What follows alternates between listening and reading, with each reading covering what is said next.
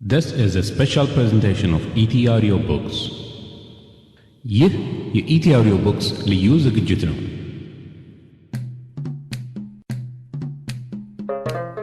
በዚህ ልዩ ዝግጅታችን በአብዛኛዎች ዘንድ የታሪክ ማህደር ተብለው የሚጠሩትን የክቡር አቶ ማሞ ውድነህን ታሪካዊና ዝነኛ መጽሐፍ አሉላ አባ ነጋን ይዘንላችሁ ቀርበናል። ይህንንም በእውነተኛ ታሪክ ላይ ተመስርቶ በልብ ወለድ አጻጻፍ ስልት የተጻፈውን መጽሐፍ ደራሲው በራሳቸው ድምጽ ይተርኩልናል። ደራሲ ማሞ ውድነህ በሰሜን ወሎ በዋጋ አውራጃ በድሃና ወረዳ ባሻጌ በሚባል መንደር ከአባታቸው አቶ ውድነህ ተፈሪና ከእናታቸው ወይዘሮ አበበች ወልደየስ በ1927 ዓ.ም ተወለዱ። በወረዳው ዋና ከተማ በአምደ ወርቅ የቤተ ክህነትና ዘመናዊ ትምህርት ካገባደዱ በኋላ በአዲስ አበባ ውስጥ በአስተማሪነትና በውጭ ሀገር ኤምባሲዎች ሰርተዋል። ከዚያም በማስታወቂያ ሚኒስቴርና በፖሊስ ሰራዊት ጋዜጠኝነት እንዲሁም በኤርትራ ፕሬስ ኃላፊነት አገልግለዋል። ደራሲው አቶ ማሞ ውድነህ ከ60 በላይ መጽሐፍት የጻፉ ሲሆን 49ኙ ለህትመት በቅተዋል። ታላቅ አድናቆትን ካተረፉት መጽሐፍት መካከልም 90 ደቂቃ በኢንቴቤ፣ ዮሐንስ እንዲሁም በዛሬው ዝግጅት ይዘንላችሁ የቀረብነው አሉላ አባ ነጋ ይገኙበታል። በአሁኑ ወቅት የረጅም ጊዜ የሥራ ልምዳቸውን በሕይወት ታሪካቸው መጽሐፍ ላይ በማዘጋጀት ይገኛሉ። ኢቲ አውዲዮ ቡክስ ካምፓኒም የኚህን ታላቅ ሰው የተዋጣለት መጽሐፍ አሉላ አባ ነጋን ይዞላችሁ ሲቀርብ በታላቅ ደስታ ነው። አሁን ወደ ዝግጅቱ።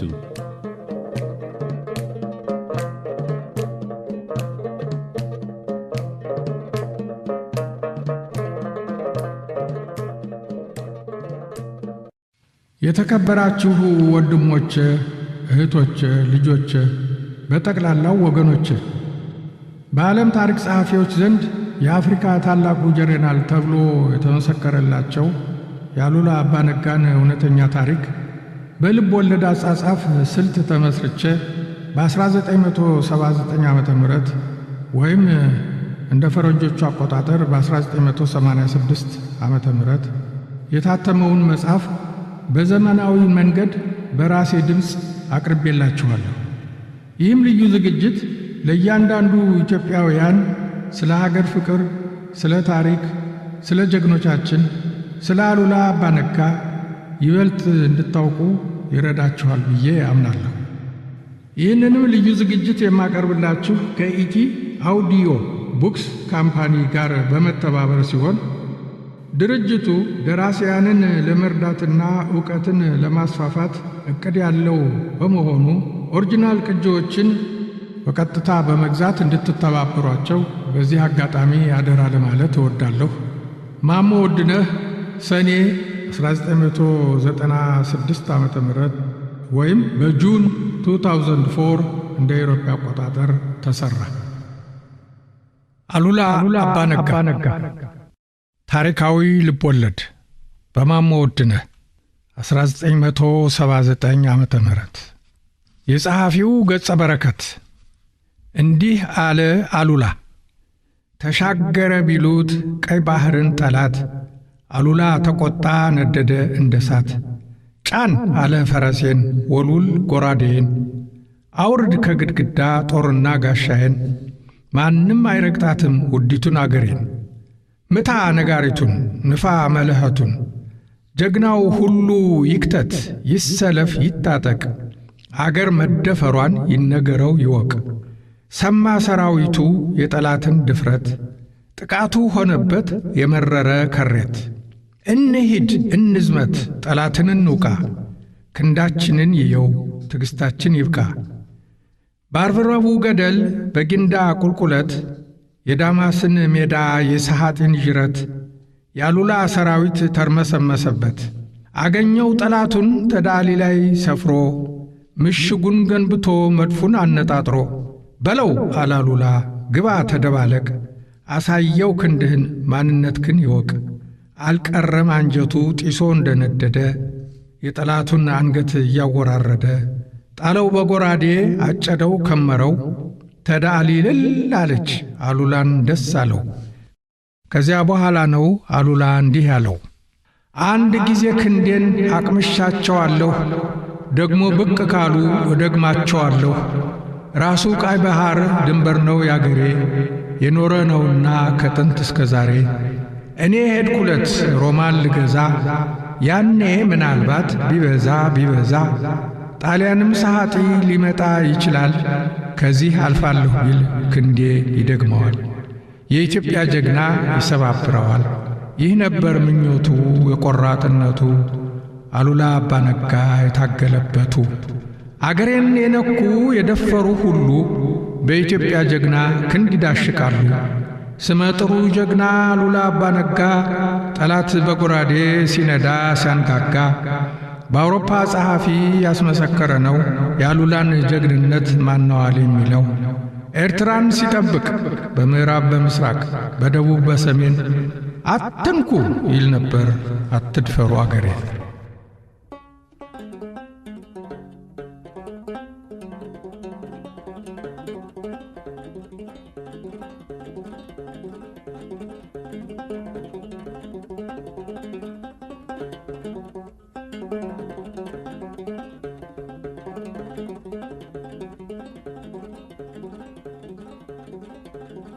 መግቢያ ሆን ተብሎ በልጅነት አእምሮአችን ውስጥ የጀግኖች ገድል እንዲቀረጽና የእነርሱን ፈለግ እንድንከተል እንዲያደርጉ የታዘዙና የሰለጠኑም ይመስል የመንደር ሽማግሌዎች እርስ በርሳቸው ሲጨዋወቱ ከአባቶቻቸው በፊት የነበሩትን ጀግኖች ስምና ዝና እያነሱ መጣል ያዘወትሩ ነበር። በቴዎድሮስ፣ በዮሐንስ፣ በምኒልክ ዘመነ መንግሥት በማይጨው ጦርነትና በአርበኝነቱ ወቅት የነበሩ ታማኝ ጀግኖች ዝና በኢትዮጵያ ተወልዶ ያደገ ሁሉ የጭውውት መጀመሪያ መሆኑን ያውቀዋል። ገና በልጅነቴ ወራት በመንደሬ ሽማግሌዎች አንደበት የንግግር መጀመሪያ ከሆኑት ጀግኖቻችንም አንዱ አሉላ አባ ነጋ ነበሩ። አጼ ተክለ ጊዮርጊስን የማረኩ ቱርክን በዛን ጊዜ ግብፅም ቱርክ እየተባለ ይጠራ ነበር ድርቡሹን ሱዳኑን ጣሊያኑን ድል የመቱ አይ ጀግና አይ ወንድ እናት ወለደች እየተባለ ሲነገር በየጊዜው የምሰማው ታሪክ ነበር። ምንም እንኳን የልጅነት አእምሮ እንደ ነጭ ጨርቅ ሁሉንም ቀለም ለመቀበል የሚችል ቢሆንም የራስ አሉላው ታሪክና ዝና በመላ አካላቴ የሰረጸ ብቻም ሳይሆን እኔ በጎለመስኩ ቁጥር አብሮ የሚጎለምስ እየሆነ ሄደ። የመንደራችን ደብር አለቃ የነበሩት የኔታ ትኩ እስከ ዳዊት ደገማው ቢያስተምሩኝም የአሉላን ታሪክ ሊያስነብቡኝ ወይም ሊያስተምሩኝ አልቻሉም ነበርና እርሳቸውን ከነትምህርታቸው እዛው ትቼ ወደ ከተማ ኮብልዬ የዘመናዊውን ትምህርት ማዕድ ተሳታፊ ለመሆን በቃሁ። ከዚያ በልጅነቴ እንደ ተረት ስሰማው የነበረውን ታሪክ በአንድ የአማርኛ መጽሐፍ አልፎ አልፎ አገኘሁት። ይሁን እንጂ በዚያም ወቅት የነበሩት መምህራንና መጻሕፍትም ቢሆኑ የጀግኖቻችንን ገድል በሰፊው አብራርተው ሊያስተምሩ የሚችሉ አልነበሩም። ሆኖም ስለ ራስ አሉላም ሆነ ስለ ሌሎቹ ጀግኖቻችን የነበረኝ ዕውቀትና አድናቆት እየጎላ በይበልጥም እንድጠይቅ እንድጣጣር መንገዱን እየከፈተልኝ መጥቷል። ያ ጉልህ ስዕል በአእምሮዬ እንደተቀረጸ ወደ ጋዜጠኝነቱ ዓለም ስገባ የአሉላን ብቻ ሳይሆን የኢትዮጵያንም ታሪክ በይበልጥ እንድከታተል የሙያው ግዴታ ሆነ። በ1957 ዓመተ ምህረት ላይ በተሰማራሁበት ሙያ አስገዳጅነት የተነሳ ወደ ኤርትራ ክፍለ ሀገር ከተዛወርኩ በኋላ ደግሞ ስለ ራስ አሉላ አባ ነጋ በልጅነቴ ስሰማው ከነበረውና በትምህርት ቤትም ካነበብኩት የተቆራረጠ ታሪክ የበለጠና የላቀ ታሪክና ዝና መስማት ጀመርኩ። ከዛ በኋላ ስለ እኒህ ጀግና በይበልጥ ለማወቅ የነበረኝ ናፍቆትና ጉጉት በይበልጥ እያደገ መጣ። በስሚ በወሬ ይጨዋወቱ ከነበሩት የመንደሬ ሽማግሌዎች ይልቅ ራስ አሉላን በሕይወት ያውቋቸው የነበሩ የዕድሜ ጌቶች ኤርትራ ውስጥ ለማግኘት ቻልኩ። ራስ አሉላን እናውቃቸዋለን፣ በዕድሜ ደርሰንባቸዋል ከሚሉት የዕድሜ ጌቶችም መካከል እምባደርሆ በተባለው ከአስመራ በስተምዕራብ ከሚገኘው መንደር ነዋሪ የነበሩት አቶ ጊላ ሚካኤል ተስፋ ሚካኤል የ110 ዓመት ዕድሜ ሳሉ በ1963 ዓመተ ምህረት ሲያጫውቱኝ ራስ አሉላ በአስመራ በነበሩበት ጊዜ ከአባቴ ጋር አስመራ እየሄድኩ የሚበይኑትን ፍርድ ሰማ ነበር። ራስ አሉላ ፍርድ በሚያሰሙበት ጊዜ ሕዝቡ ማር፣ በግ፣ ፍየል ይዞ ይሄዳል። ገንዘብም የሆነ እንደሆነ በእንጨት ወደ ላይ ከፍ አድርጎ ይወስዳል። ከፍርድ በኋላ የረታው የወሰደውን ማርም ሆነ ገንዘብ ከፍሎ ይመለሳል። የተረታው ግን ገንዘቡን ይዞ ይመለስ ነበር። ሁለተኛው ጉዳት እንዳይደርስበት ይመስላል። ራስ አሉላ የኤርትራ አገረ ገዢ ሳሉ ብዙ ወታደር ነበራቸው። ጠመንጃቸውም የቱርክ ነበር። ወታደሮቻቸው ወደ ዘመቻ ሲሄዱ ስንቅ አልነበራቸውም። ራስ በኳአቲት፣ በሳሃጢ፣ በሐባብ ማርያም ጸሊም፣ ማርያም ቀይህ፣ በኩፊት ዘምተው ማሸነፋቸውን አውቃለሁ ብለውኛል። ከእርሳቸው ቀጥለው ደግሞ እመት ወርቄ ይማም የተባሉ የአስመራ ነዋሪ የነበሩ በ109 ዓመት ዕድሜያቸው ሲያጫውቱኝ ራስ ተትግሬ እንደመጡ መጀመሪያ ድባሯ፣ ቀጥለው አዲ ተኽላይ፣ ቀጥለው አስመራ ሰፈሩ። በአዲ ባሪያ ምዕራባዊ ቆላ ብዙ ችግር ነበረና ራስ ማሽላ እያስጫኑ ለሕዝቡ ይሰጡት ስለነበረ ሳላ ራእሲ አሉላ ክንበል ክኢልና መሽላ ተብሎ ተገጠመላቸው። ራስ አዲ ባሪያ ዘምተው በሽሬ ዙረው አስመራ ሲገቡ ደርፊ ሳንዱ መቀረ ራእሲ አትዮም በሽረ ተብሎ ተዘፍኖላቸዋል። ራስ አሉላ የቀይ ዳማ፣ መጠነኛ ውፍረት፣ ሙሉ ሰው፣ መካከለኛ ቁመት ነበራቸው። ሹሩባ ይሰሩ ነበር። በእግሮቻቸው የወርቅ አልቦ ወርቀ ዘቦ ያደርጉ ነበር። አስመራ ሲሰፍሩ በዛ ጊዜ አስመራ ውስጥ ብዙ ቤቶች አልነበሩም። ጎዳይፍና ቅድስት ማርያም አጠገብ ጥቂቶች ቤቶች ነበሩ። በመጀመሪያ ሲመጡ ብዙም ግብር ያስከፍሉ ነበር። እያደር ግን አገሩ ሲደላደል ወታደር በየቤቱ መመራቱ ቀረና ፈሰስ ወደ መንግሥት እንዲገባ አዘዙ። በዚያም ነገር ሕዝቡ በጣም ተደሰተ። ድሃ ይወዱ ነበር። የባለቤታቸውን የእሜቴ አምለሱን ተዝካር ያበሉትና ያጠጡትም ለድሃና ለደካማ ነበር። ራስ አሉላ ቆራጥ ጀግና፣ ፍትሕ አዋቂ ስለነበሩ እርሳቸው የፈረዱት ፍርድ ፈረንጅ ከመጣ ወዲህም አልተሻረም። እመት ወርቁ ይማም ስለ ራስ አሉላ የሰጡትን ምስክርነት በማረጋገጥ እንግሊዛዊው ነጋዴ ኤቢ ዋይልድ ከ83 እስከ 87 በሱዳን ውስጥ በተባለው መጽሐፉ ላይ ራስ አሉላ ቁመታቸው 5 ጫማ ከ9 አጽቅ ይሆናል፣ ደረታቸው ሰፋ ያለ፣ ትካሻቸው የሞላ ስለነበረ ቁመታቸውን ውጦታል። ጎበዝ፣ ፈረስ መጋለብና ተኩስ የሚያዘወትሩ ነበሩ። ፊታቸው ሞላላ፣ ቀልጣፋ፣ አፍንጫቸው ቀጥ ያለ፣ አፋቸው ጠባብ፣ ጥርሶቻቸውም የሚያማምሩ፣ ጸጉራቸው ወርቅማ ነበር። በግል እንግዳ ሲያነጋግሩ ካልሆነ በቀር ከአሽከሮቻቸው ፊት አይስቁም ነበር። ፈገግ ሲሉ ያስደስታሉ። ተጫዋችነታቸው የሚታይባቸው ቢሆንም በቁም ነገር ንግግር ላይ ዝንፍ የማይሉ እንደ ሐውልት ድርቅ ያሉ ናቸው። በጣም ዝነኛ ናቸው። ፈጣንና የተመሰገኑ አዝማች ናቸው። የውጊያ ስልት ያውቃሉ።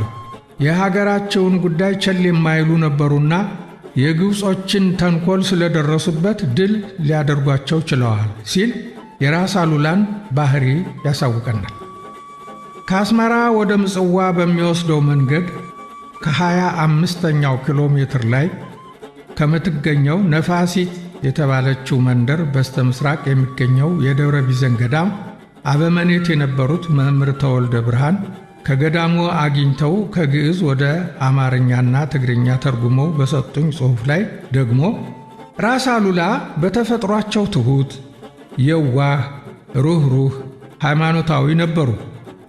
በልዕልና ለሚመጣባቸው ግን በወሰኑት ነገር ጽኑ፣ ወደ ኋላ የማይመለሱ ናቸው። በመከራና በጭንቅ ጊዜ ደግሞ እውነተኛ አርበኛ፣ ስመጥሩ፣ ሰጋ የማይሉ ኃይለኛ ነበሩ። ራስ አሉላ የጦርነት ጉዳይ ይወዱ ነበርና በየጊዜው ሰራዊታቸውን ግብር እያበሉ ወታደሮች ሲያስፎክሩ ለባለሙያው ሙያውን ያስቆጥሩ ነበር። ስለዚህ አሉላ መጣ ሲባል ጠላት ሁሉ ይንሸቀሸቅ ነበር። ራስ አሉላ በተዳአሊ ጣሊያኖችን ድል ከመቱ በኋላ የትግሬ አቅራሪ እንዲህ አለ። ትርጉሙ የፈንቅላ አሽከር ካለኖረ፣ የበዝብዝ አሽከር ካለኖረ፣ የደጋው አገር ያማሴን ጌታ፣ የባህር ጥጉ ያሳውርታ፣ የጣሊያን የግብፅ አሳፋሪ፣ የቱርክ የድርቡሽ የነሐጂ ኑሪ፣ ረጅም ካጭር አስገባሪ ይፈሩሃል አሉ እነዚያ ሁሉ። ባህር ነው ብለው የሚውጥ፣ እሳት ነው ብለው የሚልጥ፣ ነብር ነው ብለው የሚገሸልጥ፣ እንደ አንበጣ ዳገት ላይ ሰፋሪ፣ ያበሻ እግር ብረት ሰባሪ፣ ይነካኩህና ብለው ለሙከራ ትዳርጋቸዋለህ ለከፋ መከራ።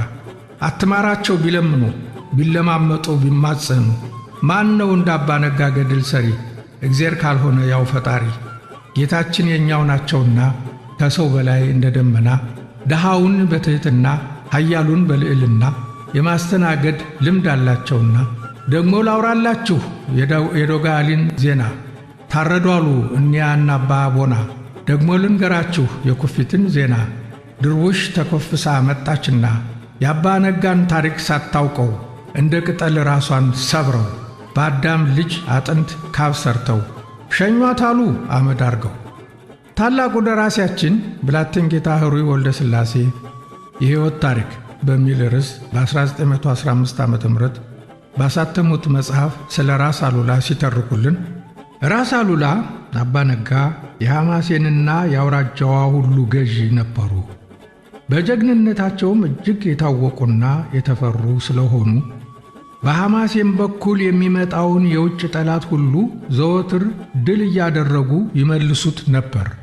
እንደዚሁም ብላታ መርሴ ሐዘን ወልደ ቂርቆስ የአማርኛ ሰዋስው በሚል ርዕስ በ1919 ዓ.ም ባሳተሙት መጽሐፍ ወርቃ ወርቅ የአማርኛ ቅኔ በሚለው ክፍል ይፍታሔ ንጉሴ የገጠሙትን በመጥቀስ አጥንቱን ልልቀመው መቃብር ቆፍሬ ጎበናን ከሸዋ አሉላን ተትግሬ ስመኝ አድር ያለው ትናንትና ዛሬ አሉላን ለጥይት ጎበናን ለጭሬ ተሰበሰቡና ተማማሉ ማላ አሉላ ተትግሬ ጎበና ተጋላ።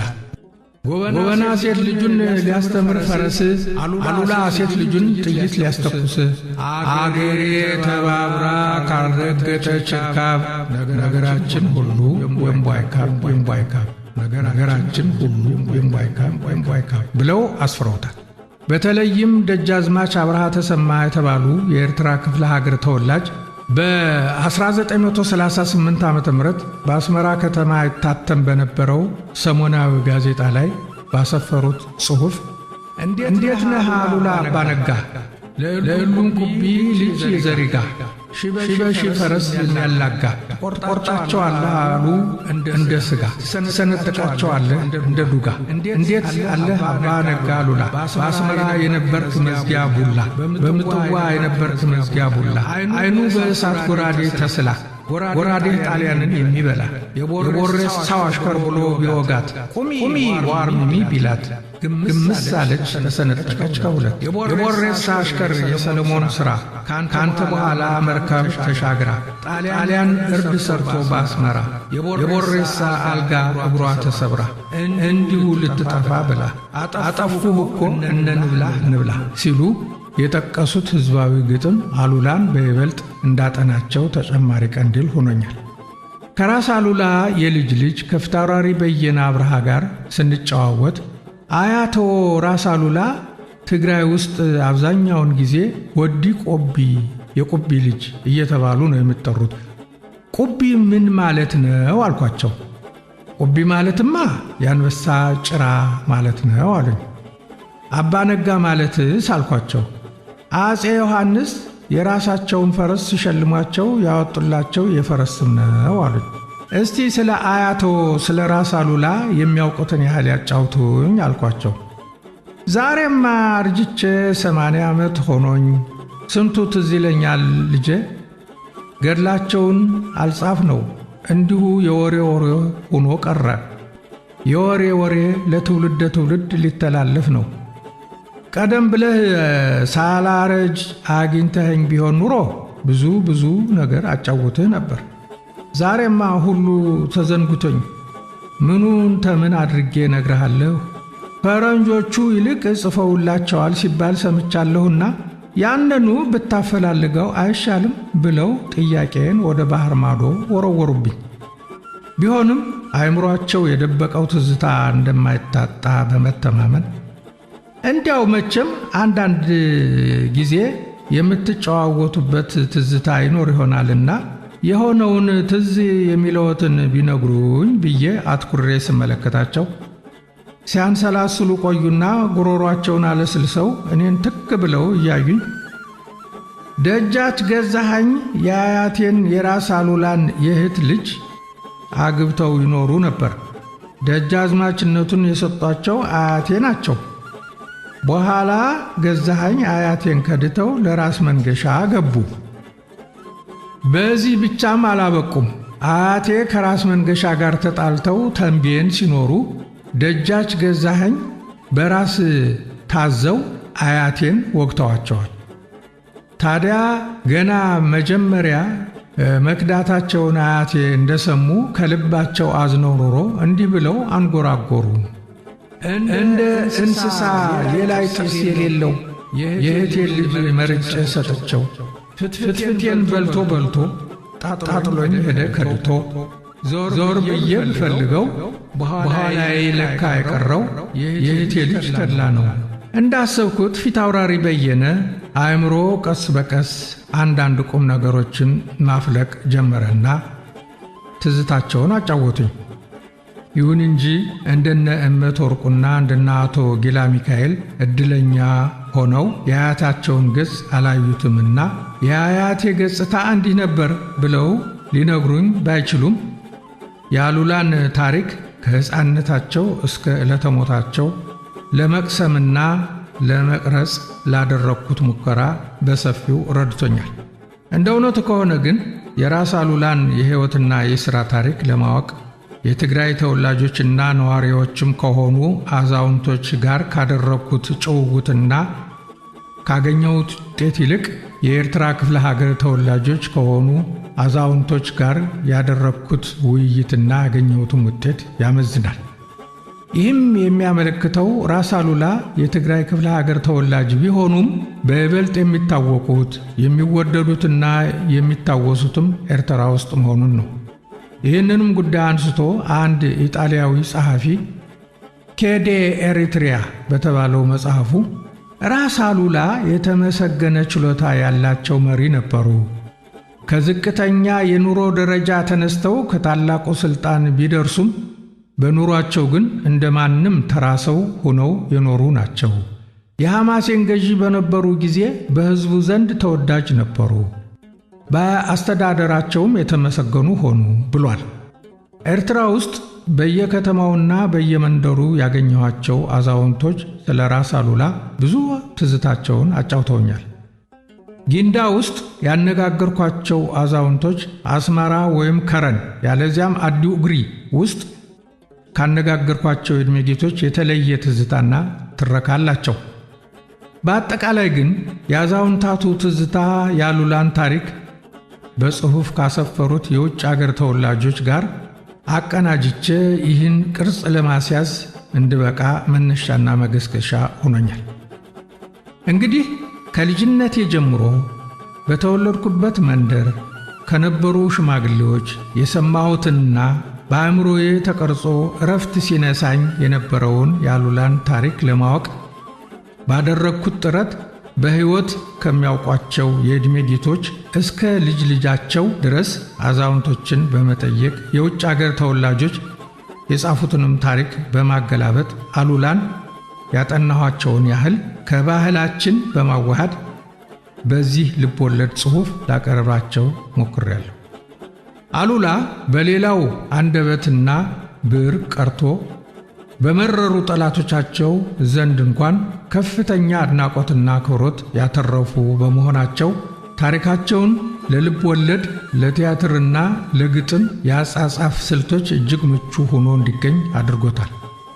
በዚህ በእውነተኛ ታሪክ ላይ ተመስርቶ የጸሐፊው የልብ ወለድ ሥራ ተጨምሮበት በቀረበው ጽሑፍ እንደሚታየው አሉላ ከዝቅተኛ ኑሮ ተነስተው የአፄ ዮሐንስ የማስፈራሪያ ዱላ፣ የአፄ ምኒልክ የጦር ስልት አማካሪና ለአድዋውም ጦርነት የመረጃ ሥራዎች አቀነባባሪና ኃይል አስተባባሪ እስከ መሆን ቢደርሱም ገና የራስ አርአያ ድምፁ የቤት አሽከር ከነበሩበት ጊዜ ጀምሮ እስከ ዕለተ ሞታቸው ድረስ የመረሩ ጠላቶችና ተፎካካሪዎች ነበሯቸው። ታላቁ አሉላ ከዚህም ዓለም በሞት ከተለዩ በኋላ ቁጥራቸው በትክክል ያልታወቁ ወላጆች ልጆቻቸውን አሉላ እያሉ ስም ያወጡላቸዋል። ይህ ገናና ስም ወንዝና ጋራ፣ ጎሳና ሃይማኖት የማይገታው በመሆኑ ከኢትዮጵያ መልክዓ ምድር አልፎ ባህር ማዶም በፈጠረው ነጸብራቅ ከተማረኩት የታሪክ ሊቃውንት ሚስተር ሪቻርድ ፓንክረስት የተባሉ እንግሊዛዊ ልጃቸውን አሉላ ብለው ሰይመውታል። እኒሁ ሊቅ በምን ምክንያት ልጃቸውን አሉላ ብለው እንደሰየሙት ብጠይቃቸው እንደሚታወቀው ሁሉ አሉላ ታላቅ ጀግና፣ ለሀገራቸውም ከፍተኛውን አገልግሎት የፈጸሙ ናቸው። የጀግንነታቸው አርአያነትና ምሳሌነት በኢትዮጵያ ብቻ ሳይሆን በአፍሪቃና በእስያ የሚያንጸባርቅ ነው። ከዚህም ሌላ ደግሞ አሉላ ከተራ ቤተሰብ የተገኙ ናቸው። ይህን ስለማውቅና ለእርሳቸው ያለኝንም አክብሮት ለማስታወስ ስል ነው ልጄን አሉላ ብዬ የሰየምኩት። ታዲያ ይህ ስም በእንግሊዝ አገር በተለይም በወጣቱ ትውልድ ዘንድ ብዙም የማይታወቅ በመሆኑ አንዳንድ ችግሮች አስከትሎ ነበር። ለምሳሌ ለልጁ ከትምህርት ቤቱ ሲጻፍለት አሉላ የሚለውን ስም ካለማወቅ የተነሳ በእንግሊዝኛው ፊደል ኤ የመጀመሪያውና የመጨረሻው ስለሆነ የሴት ስም እየመሰላቸው ሚስ ወይዘሪት እያሉ ይጽፉለት ነበር። እየቆየ ግን ስሙ እየታወቀ ስለሄደ ከዩኒቨርሲቲው በግዕዝ ቋንቋ ጥናት ተመርቆ ሲወጣ ዲግሪውም የተጻፈለት አሉላ ፓንክረስት ተብሎ ነው። እርሱም ይህን ስም ከነታሪኩ በጣም ይወደዋል ብለውኛል። እርግጥ ነው ስለ ታላቁ ጀግና ስለ ራስ አሉላና ስለ ሰራዊታቸው ብዙም እንዳልጻፍኩ ይሰማኛል። ሆኖም ከልጅነቴ ጀምሮ በአእምሮዬ ለተቀረጸው ጥያቄ መጠነኛ መልስ ለመስጠት በመሞከሬ የመንፈስ እፎይታ ይሰማኛል። ደራሲው ማሞ ውድነህ።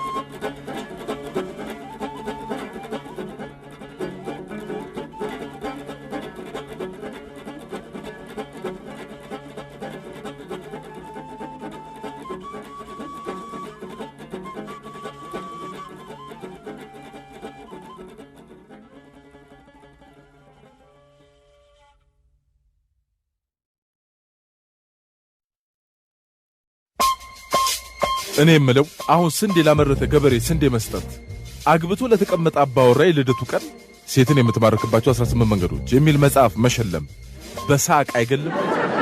ስጦታችንን እናስብበት። እኛ የምንፈልገውን ሳይሆን ወዳጆቻችን የሚፈልጉትን እንዲገዙ እንፍቀድላቸው። የስጦታካርድ.com ለሰርግ፣ ለምርቃት፣ ለልደትና ለእንኳን ደስ ያላችሁ ዝግጅቶች በአገር ቤት ለሚገኙት ወዳጅ አዝማዶ ሊሰጡ የሚችሉ ስጦታዎችን የስጦታካርድ.com በቀላሉ ካሉበት ሆነው ገዝተው መላክ እንዲችሉ የሚያደርግ ዘመናዊና አስተማማኝ መንገድ እነሆ ይሎታል። ከድረ ገጻችን የስጦታካርድ.com የሚገዙት የስጦታ ካርድ በአገር ቤት ለሚገኙት ወዳጆች በፍጥነት ደርሶ የሚፈልጉትን የስጦታ ዕቃ አዲስ አበባ ፒያሳ ራስ መኮንደሌ ከሚገኘው ኤሌክትሮ ሚውዚክ ከተሰኘው ወኪላችን መምረጥና መውሰድ ያስችላቸዋል። በተጨማሪም በአገራችን ለመጀመሪያ ጊዜ ለአንድ ዓመት የሚያገለግል የጤና ካርድ $25 ጀምሮ አዘጋጅቶ ይጠብቃቸዋል። ተጨማሪ መረጃ ቢያስፈልጉት በድረ ገጻችን የስጦታካርድ.com ወይም ሚሊየን ኢንክ ከዚያም ጊፍት ሾፕ በመግባት ይመልከቱ፣ ይሞክሩ፣ በምርጫው ይኮራሉ። የስጦታካርድ.com የስጦታካርድ.com